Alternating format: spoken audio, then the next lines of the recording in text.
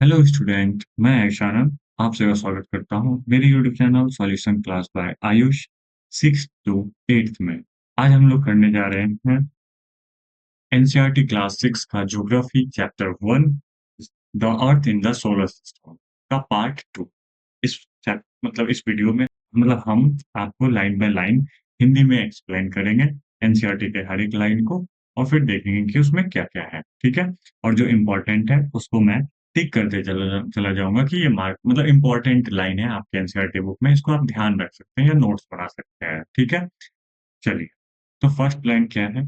The sun, 8 planets, satellites, and some other celestial bodies known as asteroids and meteorites from the form the solar system. Form the solar system. अच्छा देखो, यहाँ पे क्या-क्या बोला है, किसका-किसका नाम बोला है? सन का, सन 8 ग्रह, 8 प्लैनेट्स जो है, फिर सैटेलाइट्स जो इस प्लैनेट के चारों ओर घूमता है, और कुछ अदर सेलेस्टियल बॉडीज जो, और मतलब देखो सेलेस्टियल बॉडीज में तो जो भी आपको आसमान में चमकता हुआ दिख रहा है वो सब है सेलेस्टियल बॉडी। उसमें से कुछ सेलेस्टियल बॉडीज जिसको हम लोग एस्टेरॉइड्स या मेटेरॉइड्स कहते हैं, ये सब मिलके सोलर सिस्टम बनाता है, ठीक है? जैसे में ये सन हो गया, फिर 8 प्लैनेट्स हो गया, और इसके जो अपने-अपने मतलब क्या कह सकते हैं, इसके जो रिंग्स बने हुए हैं ना, तो इसमें तो बहुत सारे मून्स हैं, तो मून्स को हम लोग क्या कह देते हैं, सैटेलाइट्स कह देते हैं। और यहाँ पे तो बहुत सारा पत्थर-पत्थर करके ऐसे मार्स और जुपिटर के बीच में है, जिसको हम लोग मेटेओराइट्स या एस्टेरॉइड्स भी कह देते हैं, ठीक है? तो ये सब मिलके एक टोटल टोटल मिलके एक सोलर सिस्टम को बनाया है। नेक्स्ट चलते हैं। We often call it a solar family with the sun as its head. बोलता है इसको हम लोग अक्सर सोलर फैमिली कहते हैं, मतलब हमारे सोलर सिस्टम को सोलर फैमिली भी कहा जाता है। और इसके हेड जो होते हैं, इसके जो हेड होते हैं वो कौन होते हैं? सन होते हैं। तो who is the head of the solar system? Head of the our solar system, that that is sun. और वो कौन है? तो सन है, ठीक है? इसमें मुखिया सन साहब है। आगे बढ़ते हैं। Sol in Roman mythology is the sun God.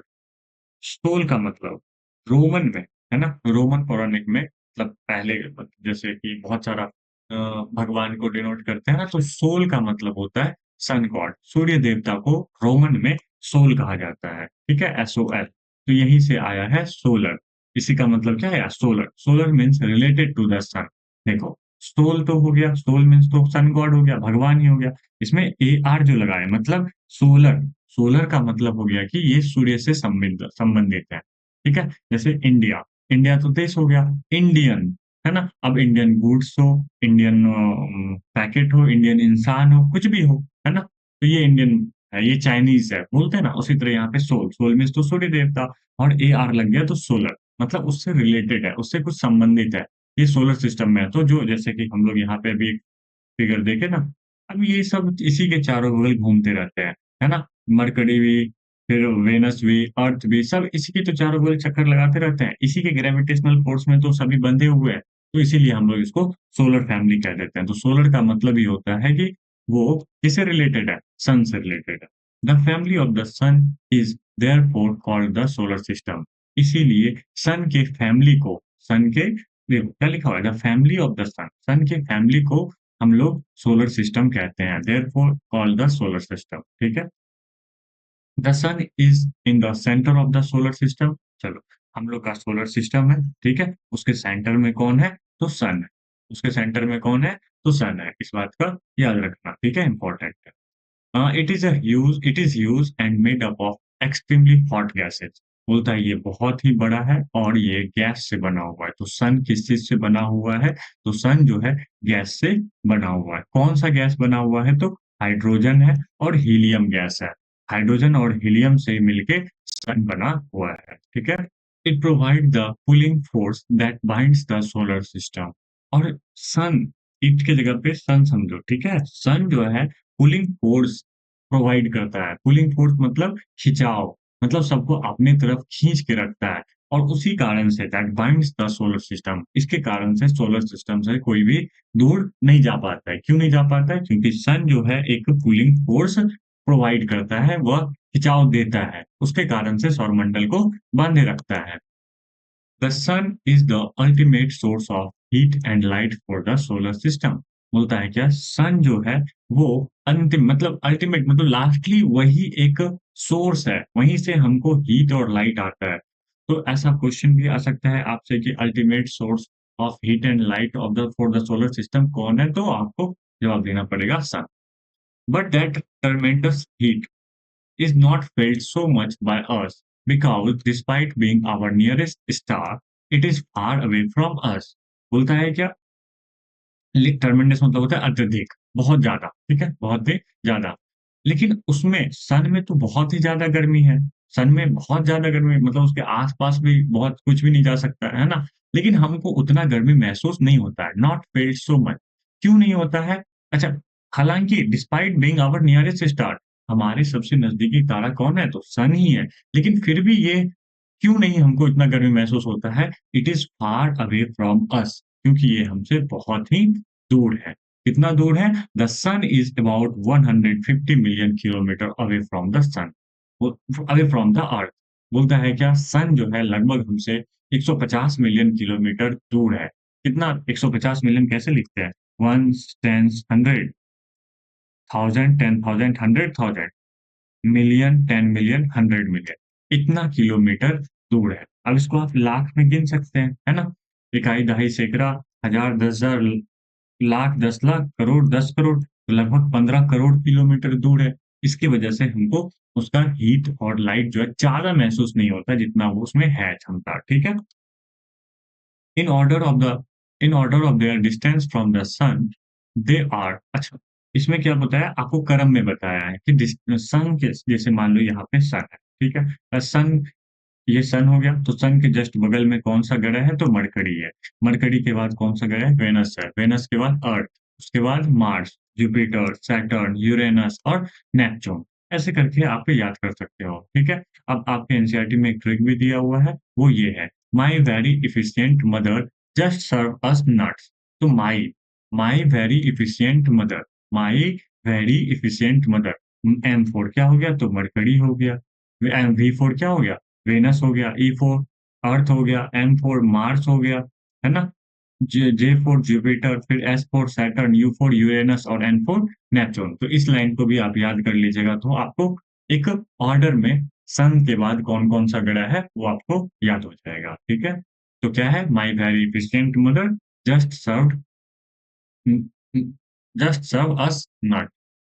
फिर क्या है? All the 8 planets of the solar system move around the sun in fixed path. बोलता है देखो, ये सन है, ठीक है? अब सभी ग्रह, जो सभी ग्रह है, वो अपने-अपने फिक्स्ड पाथ में इसको मूव करते रहता है।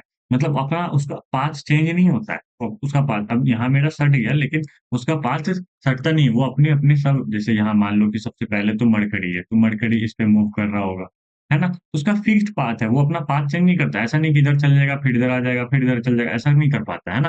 उसका एक फिक्स्ड पाथ होता है, एकदम राउंड राउंड जैसा भी पाथ हो, राउंड हो या ऑर्बिट मतलब क्या कहते हैं इलिप्टिकल इलिप्टिकल ही कहते हैं ना? जो ऐसे करके होता है ना? तो जैसा भी पाथ, ठीक है? वो अपने फिक्स्ड पाथ में मूव करता है और उसके फिक्स्ड पाथ को हम लोग क्या कहते हैं?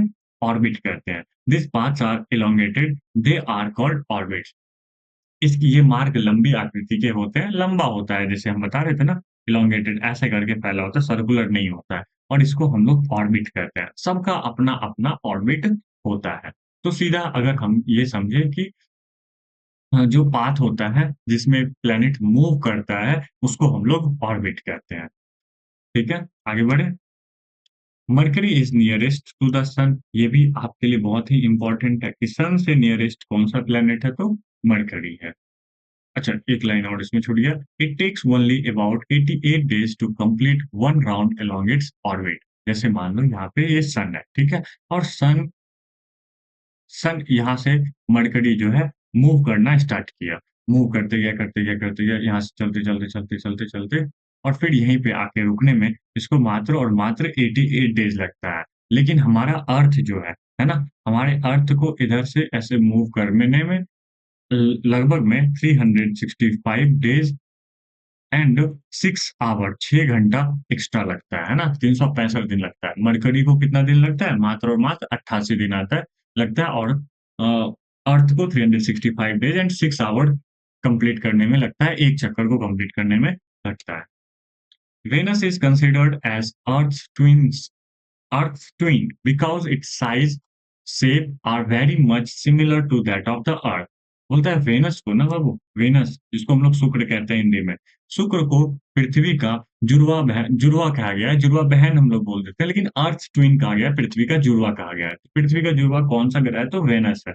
पृथ्वी का जुड़वा कौन-सा ग्रह है? तो वेनस है। याद रखना है, अर्थ ट्विन कौन है? तो वेनस है। क्यों है? क्योंकि इसका वजह है कि उसका साइज़ और शेप जो है हमारे अर्थ से सिमिलर है। सिमिलर मतलब मिलता-जुलता है, बराबर-बराबर टाइप में है। उतना मतलब एक्चुअल नहीं है कि जैसा अर्थ है वैसा ही वेनस है, नहीं। उसके जैसा मिलता-जुलता है, इसके कारण से उसको हम लोग अर्थ ट्विन बोल देते हैं। ठीक है? तो टिल रिसेंटली अगस्त 2006 बोलता है कि लगभग 2006 तक Pluto was also considered a planet. Pluto को भी एक प्लैनेट कहा जाता था। जैसे अभी हम लोग के पास 8 प्लैनेट है, उसमें से एक प्लैनेट उसमें से नहीं, बल्कि एक पहले 9 प्लैनेट हुआ करता था। कब तक? 2006 तक। और उसमें कौन-सा था? एक प्लैनेट प्लूटो था। अब प्लूटो क्या होता है? सर प्लूटो एक नाम है। वो भी सन के चक्कर काट रहे हैं, लेकिन उसका कुछ टाइम फिक्स नहीं है। इसकी वजह से ऐसा ही एक मीटिंग होता है, Harvard in a meeting of international astronomical union का एक मीटिंग होता है और उसमें एक डिसीजन होता है, डिसीजन वाज़ टेकन जिसमें कि एक डिसीजन लिया जाता है that Pluto like other celestial bodies object Ceres या 2003 UB313 discovered in recent past में बी कॉल्ड ड्वार्फ प्लैनेट। बोलता है क्या प्लूटो जो है ना अदर दूसरे सेलेस्टियल ये मतलब प्लैनेट की तरह नहीं बिहेव कर रहा है, ये सीरस की तरह बिहेव कर रहा है या फिर ये जो अभी हाल-फिलहाल में खोज हुआ है इसकी तरह बिहेव कर रहा है और इसको हम लोग क्या कह देते हैं तो ड्वार्फ प्लैनेट कह देते हैं। तो आप क्लास 6 में आपको ज़्यादा नहीं ध्यान रखना है, बस इतना ध्यान रखना है कि प्लूटो कौन-सा प्लैनेट है तो एक ड्वार्फ प्लैनेट है। ठीक है? बस इतना ही याद रखें। अब अर्थ के बारे में पढ़ेंगे कुछ। The earth is the third nearest planet to the sun. Earth जो है अर्थ जो है वो क्या कहते हैं सूर्य से तीसरा ग्रह है। जैसे यहाँ पे सन है, सबसे पहले सन है, सन के बाद कौन है? तो मरकरी है ना? उसके बाद कौन-सा है? तो वेनस है, उसके बाद कौन है? तो अर्थ ही है, ठीक है? उसके बाद कौन है? अर्थ और उसके बाद कौन है? तो मार्स है। उसके बाद मार्स है और ये चारों प्लैनेट्स जो है ना, वो रॉक से बने हुए हैं। वो किससे बने हुए हैं? रॉक और गैसेज़ रॉक से बने हुए हैं। इसके बाद वाला जो है नहीं बना हुआ। इन size it is the 5th largest planet. बोलता है देखो, पृथ्वी से नज़दीकी में देखेंगे कि पृथ्वी से नज़दीक में कितने नंबर पे है? तो 3 नंबर पे है, 3rd नंबर पे है। अर्थ जो है पृथ्वी से नज़दीकी में देखेंगे तो कितने नंबर पे है? 3rd नंबर पे है। लेकिन अगर साइज़ में देखेंगे कि 8 ग्रह है, उसमें साइज़ में कितने नंबर पे आता है? तो वो 5th नंबर पे आता है। In size it is the 5th largest planet. 5वाँ सबसे बड़ा ग्रह है। मतलब इससे छोटा मात्र और मात्र कितने ये 5वाँ, 6ठा, 7वाँ, 8वाँ 3 ग्रह इससे छोटा है। इसमें कि हमको लगता है कौन-कौन हो जाएगा? मरकरी हो जाएगा, वेनस हो जाएगा और कौन हो जाएगा? ये तो पता नहीं। लेकिन ये 5th लार्जेस्ट प्लैनेट है, ठीक है? आगे बढ़ते हैं। It is slightly flattened at the poles. बोलता है क्या जैसे देखो, अभी तक हम लोग अर्थ का जो फिगर ऐसे बना रहे थे, एकदम गोल बना रहे थे, ठीक है? अब लेकिन ये गोल नहीं है, अब ये गोल नहीं है, इसका जो पोल है, ऊपर इस साइड और नीचे, ठीक है? लोल जो को कहते हैं, ठीक है? ध्रुव जिसको कहते हैं, पोल्स कहते हैं। जैसे ये नॉर्थ पोल होता है ना, ऊपर नॉर्थ पोल है और नीचे साउथ पोल है, ठीक है? तो ये जो है ना थोड़ा फ्लैट है, चपटा है। ये कैसा है? थोड़ा चपटा हुआ है, ये भी नीचे भी चपटा हुआ है और ऐसा करके फिगर बना हुआ है, ठीक है? तो ऐसा शेप है अर्थ का। ऐसा आप लोग नहीं पहले था कि एकदम अब हमसे तो पूरा गोल ना बने, है ना? पूरा गोल नहीं बनेगा मेरे से, लेकिन उसमें पहले बोला जाता था कि ये पूरा गोल है, ठीक है? लेकिन ये पूरा गोल नहीं है, ये पोल पर थोड़ा फ्लैट है, चपटा है, ठीक है? ये याद रख सकते हैं कि ऐसा क्वेश्चन भी आ सकता है कि बताइए अर्थ के पोल पर कैसा सरफेस है? तो फ्लैटेंड सरफेस है, ठीक है? That is why its shape is described as a geoid. बोल रहा है इसी कारण से उसके जो पोल पे चपटा जो है, इसके वजह से इसका जो नाम दे दिया गया है, अलग शेप दिया है और इसका नाम रखा है जियोइड। क्या रखा है? जियो जियोइड या जियोइड जो भी पढ़ना है, जियोइड पढ़ना है, जो भी पढ़ना है पढ़ लीजिए, ठीक है? तो अर्थ का शेप कैसा है? स्फेयर। अर्थ का शेप कैसा है? स्फेयर नहीं, गलत। अर्थ का शेप जो है वो जियोइड है। अर्थ का शेप कैसा है? जियोइड है, ठीक है? जियोइड। ऐसे करके याद रख लो, GEOID, ठीक है? Geoid means an earth like shape. देखो, अगर शेप पढ़े तो शेप में बहुत सारा शेप होता है। कैसा शेप होता है? तो रेक्टेंगुलर होता है ना? रेक्टेंगल होता है। अरे 1 मिनट, रेक्टेंगल होता है या फिर ट्रायंगल होता है ना? तो अब अर्थ एक और शेप मान लो, एक और शेप का नाम याद रख लो, जिसका नाम क्या है? जियोइड। जियोइड। क्या नाम है? जियोइड। जियोइड कैसा शेप है? तो जो अर्थ के जैसा दिखेगा उसको हम लोग जियोइड कहेंगे, ठीक है? Conditions favourable to support life are probably found only on the earth. बोलता है क्या? सपोर्ट टू सपोर्ट लाइफ, जीवन, जीवन मतलब यहाँ पे जीवन को सहारा देने के लिए, है ना? जीवन को सहारा मतलब यहाँ पे जीवन संभव है। ऐसा कंडीशन सिर्फ़ और सिर्फ़ अर्थ पे ही है, ओनली ऑन द अर्थ। ये केवल पृथ्वी पर ही पाई जाती है। ऐसा प्रोबेबली कहा गया, कन्फर्म नहीं कहा गया। शायद केवल पृथ्वी पर ही पाई जाती है। क्योंकि हम लोग अभी बहुत सारा मतलब सौरमंडल, सौरमंडल तो सौरमंडल ही बहुत बड़ा है। तो मतलब यूनिवर्स को कैसे हम लोग डिस्क्राइब कर सकते हैं, है ना? ये सॉरी, यूनिवर्स के बारे में हम लोग कैसे बोल सकते हैं कि उसमें कहीं पे जीवन है या नहीं है? तो लगभग जहाँ तक हम लोग अभी तक साइंटिस्ट जहाँ तक खोज किए हैं, उसमें ये पता चला है कि मात्र और मात्र पृथ्वी पर ही ऐसा जीवन संभव है। The earth is neither too hot not too cold. देखो ये पॉइंट नंबर 1 है कि अर्थ जो है ना ही ठंडा है और ना ही गर्म है, ठीक है? दूसरा point, it has water, air which are very essential for our survival. इसके पास हवा है और पानी है जो कि हमारे जीवन के लिए बहुत ही अत्यधिक ज़रूरी है। ये पॉइंट नंबर 2 है, ठीक है? The air has life supporting gases like oxygen. और इसके हवा में देखो, इसके पहले वाली लाइन में क्या था? यहाँ पे वाटर और एयर है और इसके दूसरे वाले लाइन में क्या है कि एयर, इसके एयर में ऑक्सीजन गैस है, जो कि हम लोग के जीवन को संभव कर मतलब जीवन को क्या कहते हैं मतलब सहारा देता है। इसको जीना मतलब ज़िंदा रहने में मदद करता है, ज़िंदा रहने में मदद करता है। कौन-सा गैस? तो ऑक्सीजन गैस, ठीक है? अच्छा, ये पॉइंट नंबर 3 था। पॉइंट नंबर 3 था भी और फिर आप उसको नहीं भी रख सकते, लेकिन मान लो कि हाँ भाई, ये भी पॉइंट नंबर 3 क्योंकि एयर में भी कौन-सा गैस है? ऑक्सीजन है, उसकी वजह से हम लोग ज़िंदा हैं। हो सकता है हवा तो और भी ग्रह पे होगा, लेकिन उसमें ऑक्सीजन नहीं होगा, इसके कारण से हम लोग वहाँ पे ज़िंदा नहीं रह सकते हैं। लेकिन यहाँ पे पृथ्वी की हवा में ऑक्सीजन है और ऑक्सीजन पे हम लोग सपोर्ट करते हैं, ऑक्सीजन हम लोग को सपोर्ट करता है जीने में, तो इसलिए ये 3rd पॉइंट पे रख लो। देखो, 3 पॉइंट है। पहला पॉइंट क्या है कि अर्थ ना ही ठंडा है और ना ही गर्म है। दूसरा पॉइंट क्या है? इसके पास हवा और पानी है। जो तीसरा पॉइंट क्या है? सॉरी, वो दूसरा पॉइंट था। ये तीसरा पॉइंट क्या है? इसकी हवा में ऑक्सीजन गैस है। और ये सब मिलके बिकॉज़ ऑफ दिस रीज़न, ये 3 रीज़न मिलके the earth is a unique planet in the solar system. और तभी जो है पृथ्वी में सौरमंडल एक अनोखा ग्रह है, यूनिक प्लैनेट है मतलब सबसे अलग ग्रह है, अलग प्लैनेट है। तो आपसे पूछेगा why the earth is a unique planet in the solar system, तो वो 3 पॉइंट जो पीछे पड़े, उसको रिलेट करके आप लिख दीजिएगा, क्योंकि ये है, ये है, ये है, ठीक है? From the outer space, the Earth appears blue because its two-third surface is covered by water. मान आप अंतरिक्ष में चले जाओ, है ना? मतलब यहाँ पे अर्थ है, अभी तो हम लोग इसी पे खड़े हैं, अब यहाँ से रॉकेट की मदद से दूर चले जाओ। कहाँ चले जाओ? तो चाँद पे चले जाओ। अरे! चाँद बड़ा बन गया? नहीं, अर्थ को बड़ा बनना है। अब चाँद पे चले गए। चाँद पर से अगर हम इस अर्थ को देखेंगे, तो ये अर्थ हमको कैसा दिखेगा? ब्लू कलर का दिखेगा। क्यों दिखेगा ब्लू कलर का? क्योंकि इसके 2/3 सरफेस पे 2/3 क्या होता है? जैसे ये मान लो पूरा पृथ्वी है, ठीक है? इसका 2/3 बनाना है, 3 भाग करना है। चलो, हाँ, 3 भाग हो गया, ठीक है? 3 भाग में 2 भाग जो है सिर्फ़ और सिर्फ़ क्या है? पानी ही पानी है। अब ऐसा नहीं मान लो कि ऐसा ही शेप है पृथ्वी का, यहीं पे बस इतना ही दूर ज़मीन है, नहीं, अलग-अलग ज़मीन है। सबको जोड़ लेते हैं, तो ज़्यादा हिस्सा में जो है पानी ही पानी, पानी ही पानी है, इसकी वज़ह से हम लोग का अर्थ जो है बाहर से ब्लू कलर दिखता है।